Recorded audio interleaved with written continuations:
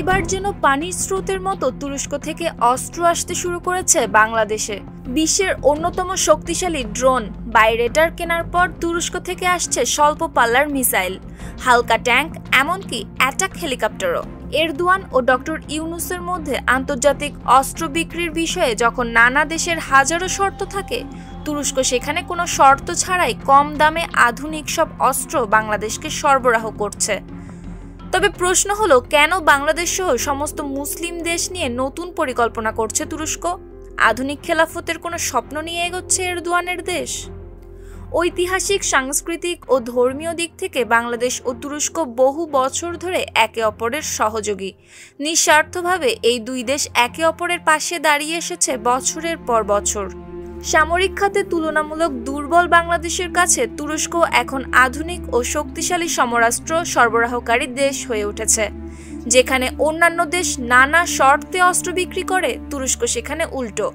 অত্যাধুনিক অস্ত্র কম দামে দেয় বাংলাদেশকে। এরই মধ্যে বাংলাদেশ বাইরেটা ড্রোন এবং টাইগারের মিসাইল পেয়ে গেছে।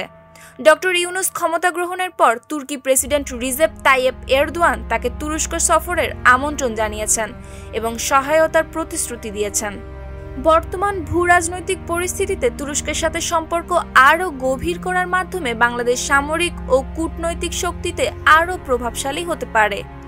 তুরস্ক কি অস্ত্র বাংলাদেশকে দিচ্ছে, চলুন দেখে নেওয়া যাক।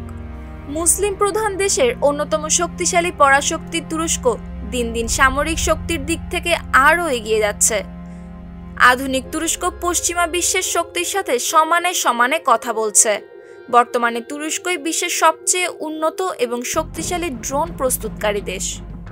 2004 সালে মিলিটারি ট্রেনিং এগ্রিমেন্ট স্বাক্ষরের পর বাংলাদেশ তুরস্ক থেকে বিভিন্ন সামরিক সরঞ্জাম আমদানি করেছে, যার মধ্যে রয়েছে কালভার মিসাইল সিস্টেম, অটোকার কোবরা লাইটার, মাল্টি হেভিক্যাল medium range guided multiple rocket launcher, বায়ার টিভি-2 ড্রোন, 105 ও 155 মিলিমিটার আর্টিলারি সেল উৎপাদনের প্রযুক্তি। তুরস্কের প্রতিরক্ষা কোম্পানি এসব সরঞ্জাম বাংলাদেশকে হস্তান্তর করেছে। তুরস্ক সন্ত্রাসবাদ দমনেও বাংলাদেশকে সহায়তা দিয়েছে। বাংলাদেশের 3000-এরও বেশি সদস্য তুরস্ক থেকে আধুনিক প্রশিক্ষণ গ্রহণ করেছে। বিশেষ করে নৌবাহিনীর সদস্যরা তুরস্কের সাথে গভীর সম্পর্ক গড়ে তুলেছে। তুরস্কের নৌবাহিনী এবং বাংলাদেশের নৌবাহিনীর মধ্যে একটি শক্তিশালী সম্পর্ক রয়েছে, যা বিশেষ করে বাংলাদেশ সেনাবাহিনীর সোয়াট ইউনিটের প্রশিক্ষণে সাহায্য করেছে। বাংলাদেশের রাজনৈতিক পট পরিবর্তনের পর তুরস্ক যেন বাংলাদেশকে সামরিক খাতে শক্তিশালী করতে উঠে পড়ে লেগেছে।